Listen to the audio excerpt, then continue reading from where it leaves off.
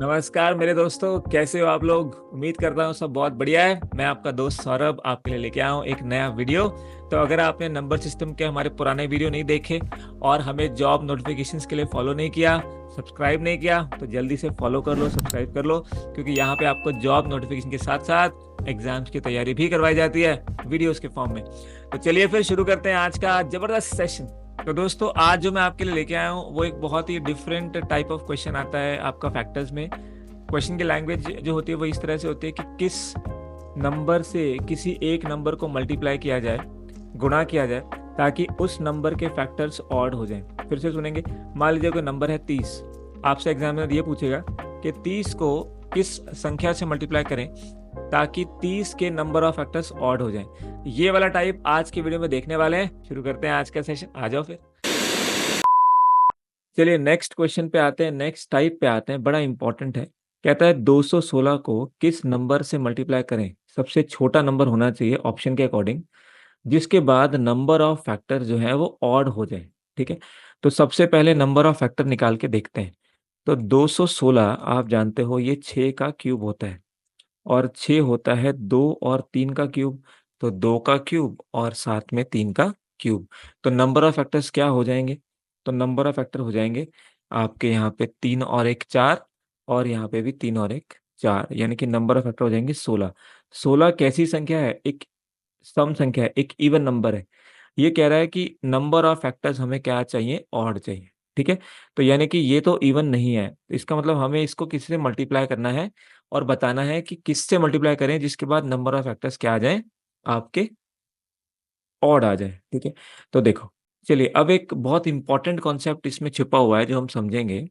Odd और even वाला concept देखो। जैसे कि यहाँ पे आप देखो, हमारे पास ये नंबर ऑफ फैक्टर्स निकालने के लिए जो प्राइम फैक्टराइजेशन हुआ है वो ये हुआ है 2 की पावर 3, जहाँ पे ये 3 है और यहाँ पे ये भी 3 है। तो दोनों क्या ऑड नंबर है। अब जैसे ही आप नंबर ऑफ फैक्टर निकालोगे तो आप इनमें एक एक जोड़ोगे, तो ये 4 बन जाएगा और ये भी 4 बन जाएगा, यानी कि ये 16 आएगा। पॉइंट ये है कि जब आप ये पावर्स आपकी ऑड नंबर में आएंगी तो आपका नंबर ऑफ फैक्टर्स हमेशा इवन रहेगा। देखो, ये 3 है, ये भी 3 है, तो जैसे ही आप एक एक जोड़ोगे तो ये दोनों 4 4 हो जाएंगे, और ये आपके नंबर ऑफ फैक्टर्स क्या आएंगे? इवन आ जाएंगे। लेकिन मान लो अगर ये 4 होती, पावर होती 2 की पावर 4, और यहाँ पे होती 3 की पावर मान लीजिए 6 होती, सपोज ये होती, तब नंबर ऑफ फैक्टर कितने आते? मैं आपको बस ये समझाने की कोशिश कर रहा हूँ कि नंबर ऑफ फैक्टर्स ऑड कब आते हैं। तो वो तब आते हैं जब आपकी पावर्स इवन होती है। क्या होती है? इवन होती है। जैसे यहाँ पे ये इवन है, तो इसमें आप एक जोड़ोगे तो ये 5 हो जाएगा, और 6 में एक जोड़ोगे तो ये 7 हो जाएगा। तो नंबर ऑफ फैक्टर्स क्या आ जाएगा? आपका ऑड आ जाएगा।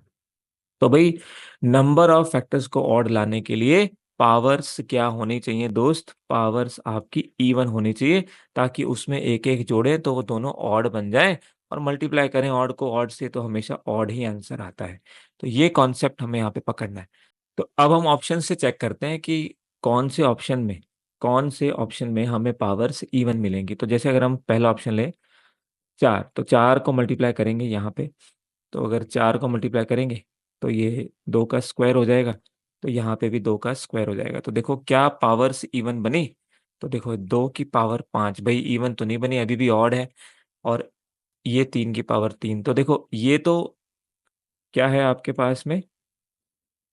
ये भी ऑड है, ये भी ऑड है। तो जब इसमें ऐड करोगे तो ये 5 और 1 6 बनेगा, 3 और 1 4, तो ये अभी भी 24 फैक्टर आएंगे जो कि आपके इवन है। तो यानी कि पॉइंट ये है कि आपने बस ये देखना है कि मल्टीप्लाई करने के बाद पावर इवन आ रही है या नहीं आ रही। तो यहाँ पे नहीं आ रही, इसका मतलब भाई ये ऑप्शन हमारा कैंसिल हो जाएगा। ठीक है, आगे चलेंगे। अब लेते हैं सेकेंड ऑप्शन जो कि 6 है। 6 आप जानते हो, अगर इसको 6 से करेंगे तो ये भी 6 से हो जाएगा, और 6 का मतलब एक 2 और एक 3 और। जैसे ही आपने ये लिखा, आपके दिमाग में आया कि ये 1 और 1 एक्स्ट्रा होगी पावर, यानी कि अब पावर कितनी हो गई? 2 की पावर 3 और 1 4 हो गई। कितनी हो गई? 4। और 3 की पावर भी 1 और 1 4। मैंने क्या कहा? नंबर ऑफ फैक्टर्स को ऑड लाने के लिए दोनों पावर्स के जो आपके नंबर हैं वो क्या होने चाहिए? इवन होने चाहिए। देखो दोनों में इवन आ रहे हैं, तो जैसे ही आप इसमें एक ऐड करोगे ये 5 हो जाएगा, ये भी 5 हो जाएगा, और ये प्रोडक्ट आपका 25 बन जाएगा, जो कि क्या है? एक ऑड संख्या है, एक विषम संख्या है। तो आंसर क्या हो जाएगा? 6 हो जाएगा दोस्त, विच इज ऑप्शन बी। तो बस ट्रिक ये है, नंबर ऑफ फैक्टर्स को ऑड लाना है तो पावर्स सारी की सारी इवन होनी चाहिए। जिस नंबर को भी मल्टीप्लाई करने के बाद आपकी पावर सारी की सारी इवन हो गई, वही आपका आंसर हो जाएगा। जैसे रेफरेंस के लिए आगे भी चेक कर लेते हैं। अब मान लीजिए कि हम 12 से चेक करते हैं, तो 12 से यहाँ मल्टीप्लाई करते हैं, 12 होता है 3 इंटू 4 और 4 होता है 2 का स्क्वायर, तो 3 इंटू 2 का स्क्वायर। अब आप चेक करो पावर्स कैसी आ रही हैं, तो पावर्स आ रही हैं 3 और 2 5 और यहाँ पे 4। तो देखो ये वाली अभी भी ऑड है, तो इसमें जब आप 1 ऐड करोगे तो इवन आएगा। इवन नंबर को जिस मर्ज़ी से मल्टीप्लाई करो, तो वो हमेशा इवन ही रहेगा, यानी ये आंसर नहीं हो सकता, ये भी नहीं हो सकता। अब आप नेक्स्ट ऑप्शन चेक कर लो। तो अगर हम चेक करेंगे 8, 8 होता है 2 की पावर क्यूब, तो 2 की पावर क्यूब से और मल्टीप्लाई करेंगे तो देखो 2 की पावर तो इवन बन गई, लेकिन दोस्त 3 की पावर इवन नहीं बनी, अभी भी ऑड है। तो ये तो 7 हो गया, 6 प्लस 1, लेकिन ये अभी भी 4 है, तो ये आंसर हमेशा अभी भी इवन ही आएगा। 28 ही इसके फैक्टर्स आएँगे जो कि इवन है। यानी कि ये भी आंसर नहीं हो सकता, ये भी नहीं हो सकता। करेक्ट आंसर जो हमने प्रूव किया वो है आपका 6। तो नंबर ऑफ फैक्टर्स ऑड बनाने के लिए ट्रिक है कि पावर्स को इवन कर लो। अब नेक्स्ट क्वेश्चन आपकी प्रैक्टिस के लिए लेते हैं। 336 को किस नंबर से मल्टीप्लाई करें जिसके बाद नंबर ऑफ फैक्टर्स जो है वो ऑड हो जाए? तो 336 की सबसे पहले प्राइम फैक्टराइज़ेशन करेंगे, तो ये आपका 8 से चला जाता है, 8 इंटू 8 4 ज़ा 32, 8 2 ज़ा 16, 8 होता है 2 की पावर 3, 42 होता है 6 इंटू 7, 6 होता है 2 इंटू 3 और साथ में 7। तो क्या प्राइम फैक्टराइज़ेशन रही? 2 की पावर 3 प्लस 1 4, 3 की पावर 1 और 7 की पावर 1। तो जब आप इसके नंबर ऑफ फैक्टर निकालोगे तो देखो ये इवन नंबर है, तो ये तो ऑड आ जाएगा, बट ये दोनों आपके ऑड हैं, तो ये दोनों इवन बनेंगे, तो आपका जो नंबर ऑफ फैक्टर फिलहाल आएगा वो 20 आएगा। वो कहता है हमें ऑड चाहिए, 20 तो इवन नंबर है, तो अगेन ऑप्शन से चेक करेंगे। तो हमारा रूल क्या है, नंबर ऑफ फैक्टर्स को अगर ऑड करना है तो पावर सारी की सारी इवन होनी चाहिए। क्या होनी चाहिए? पावर्स सारी की सारी इवन होनी चाहिए, सम होनी चाहिए। तो ज़रा पहला ऑप्शन चेक करते हैं। 21, 21 का मतलब है 3 और 7, तो यहाँ पे जब आप 3 और 7 से मल्टीप्लाई करोगे, तो देखो 2 की पावर 4 तो पहले ही इवन है। अब यहाँ 3 की पावर 1 प्लस 1 दोस्त ये इवन बन गई ध्यान से, और 1 प्लस 1 ये भी इवन बन गई। यानी कि सारी पावर्स इवन बन गई भई, यही तो आंसर है। क्योंकि इवन में जैसे ही आप 1 ऐड करोगे तो ये सब ऑड बन जाएँगे। 4 प्लस 1 5, 2 और 1 3, 2 और 1 3, नंबर ऑफ फैक्टर्स 45 बन जाएँगे, तो करेक्ट आंसर हो जाएगा ऑप्शन ए। ठीक है? अब रेफरेंस के लिए बाकी चेक कर लेते हैं।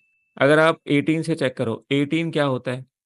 18 होता है आपका 9 और 2, और 9 होता है 3 का स्क्वायर और 2। अब ज़रा चेक करें क्या पावर्स इवन बन रही हैं? तो यहाँ पे देखोगे तो 2 की पावर यहाँ पे 5 हो जाएगी, तो ये तो ऑड हो गई।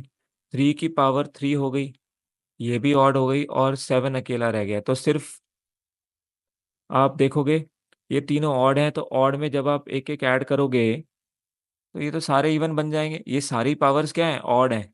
हमें प्रोडक्ट इवन बनाने के लिए सारी पावर्स इवन चाहिए, तो ये तो नहीं बन पाएगा। ये 6 हो जाएगा, ये 4 हो जाएगा, ये 2 हो जाएगा, तो ये तो इवन ही आएगा। ये आंसर नहीं होगा। 12 चेक करें। 12 आप जानते हो क्या होता है? 3 इंटू 4 होता है। तो जैसे ही आप लिखोगे 3 इंटू 4, तो 3 आ गया, और 4 होता है 2 का स्क्वायर। तो 2 की पावर कितनी है? 4 प्लस 2 6। चलो ये तो इवन आ गई। 3 की पावर है अभी भी 2, ये भी इवन है, बहुत बढ़िया।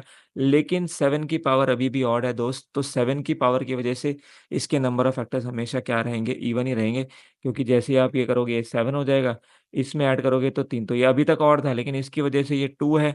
अब इवन नंबर को तो जिस मर्ज़ी से मल्टीप्लाई करो आंसर इवन ही आएगा, यानी ये भी आंसर नहीं हो सकता। लास्ट ऑप्शन चेक करते हैं, तो 12 आंसर नहीं होगा, 16 चेक करते हैं। 16 होता है 2 की पावर 4, मल्टीप्लाई कर लेंगे, तो 2 की पावर 4 प्लस 4 8 अभी भी इवन है, लेकिन ये पावर्स तो अभी भी ऑड हैं, तो इसका आंसर भी आप देख सकते हो, सिर्फ़ ए की पावर इवन है, तो इसका आंसर सही नहीं आएगा, क्योंकि ये 9 बन जाएगा, ये 2 और ये 2, तो ये तो इवन है, तो इसका आंसर भी इवन आएगा, यानी ये भी आंसर नहीं है। तो करेक्ट आंसर जैसा हमने चेक किया ऑप्शन ए हो जाएगा। इम्पोर्टेंट टाइप है, कर लीजिएगा। तो दोस्तों अभी हाल ही में हमने डेली प्रैक्टिस गाइड अपडेट किया था, तो आपको मैं दिखाना चाहता हूँ कि आप उसको कैसे यूज़ कर सकते हो इस शॉर्ट वीडियो में। तो चलो आपको लेके चलता हूँ वहाँ पे। तो दोस्तों जैसे आप techsing123.com अपने ब्राउज़र में डालेंगे तो आप हमारी वेबसाइट पे आ जाएँगे जो कि कुछ इस तरह से आपको दिखेगी। यहाँ पे आपको डेली रिक्रूटमेंट जो फ्रेश होंगी वो आपको मिल जाती हैं। SSC jobs, railway jobs, bank jobs, army jobs, ये सभी तरह की जॉब्स आपको मिलेंगी। यहाँ पे देखिए जो नया अपडेट मैं आपको दिखाना चाहता हूँ ये है स्टडी मटेरियल का। यहाँ पे आपको डेली जीके अपडेट्स मिलती हैं।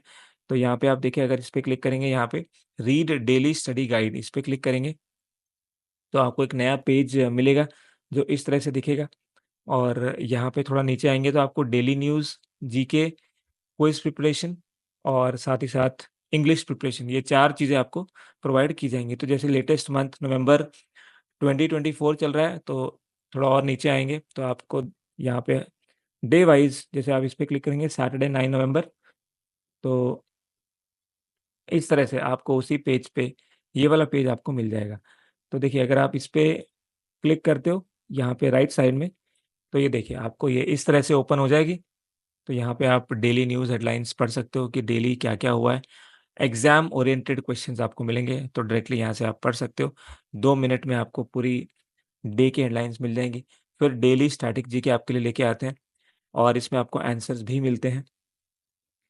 अगर आप आगे जाएँगे तो यहाँ पे देखिए डेली इंग्लिश वोकैब्युलरी आपके लिए लेके आते हैं जिसके अंदर एंटोनिम्स, सिनोनिम्स और साथ ही साथ वन वर्ड सब्स्टिट्यूशन आपके लिए, मिसस्पेल्ड वर्ड्स हैं यहाँ पे, इडियम्स एंड फ्रेजेस ये भी हम आपके लिए लेके आते हैं। और लास्ट ये देखिए daily general studies quiz, GK एक ऐसा पोर्शन है जिसकी कभी भी भरपाई हो नहीं सकती, हमेशा अपडेट्स आती रहती हैं, तो आपको अपडेट रहना बहुत ज़रूरी है। तो यहाँ पे हम आपके लिए क्वेश्चंस लेके आते हैं जिनके आंसर आपको यहाँ नीचे मिल जाएँगे और आप इनको रीड करके अपनी एग्ज़ाम की तैयारी को और भी ज़्यादा स्ट्रॉन्ग बना सकते हो। तो thank you so much guys for watching this video. मिलते हैं अगले वीडियो में।